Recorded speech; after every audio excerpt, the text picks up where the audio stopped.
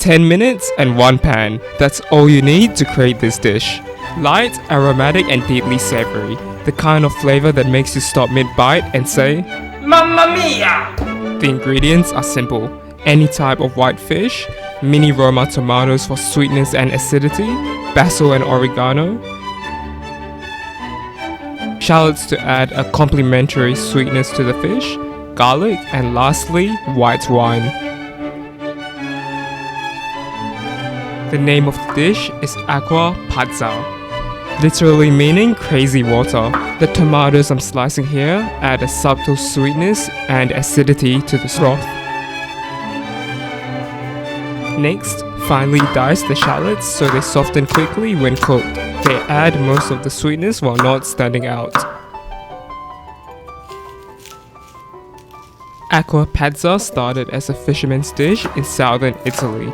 Simple ingredients, 1 pan, and a broth that tastes far richer than you'd expect it to be.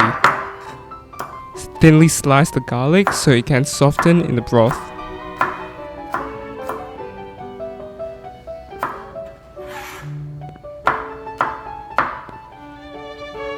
Lastly, peel the leaves off the herbs.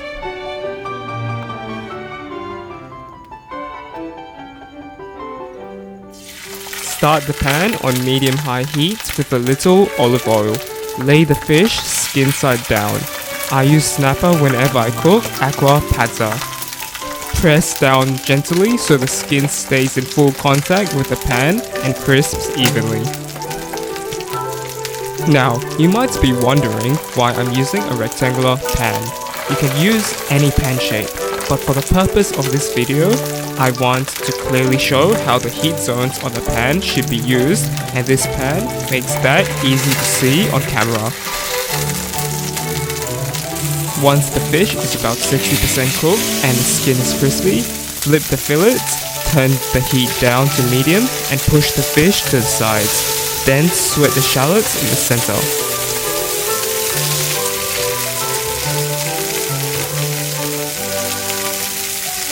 The middle of the pan is the hottest while the sides are cooler.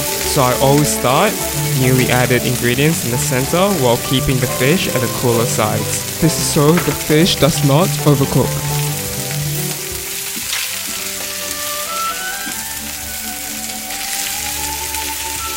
Acqua Pazza is also really versatile in accommodating to different taste preferences.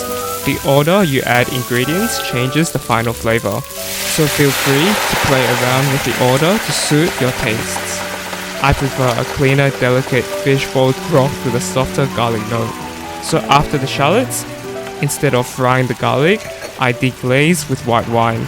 Then squeeze in the tomatoes, and only after do I add the sliced garlic to braise.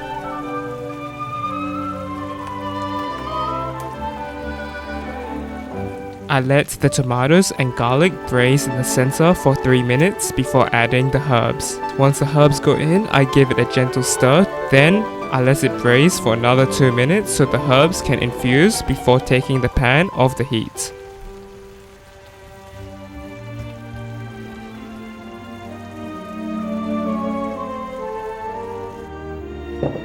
Normally I'd plate this properly, but this time I'm just cooking quick and relaxed. So today I'm eating it straight from the pan.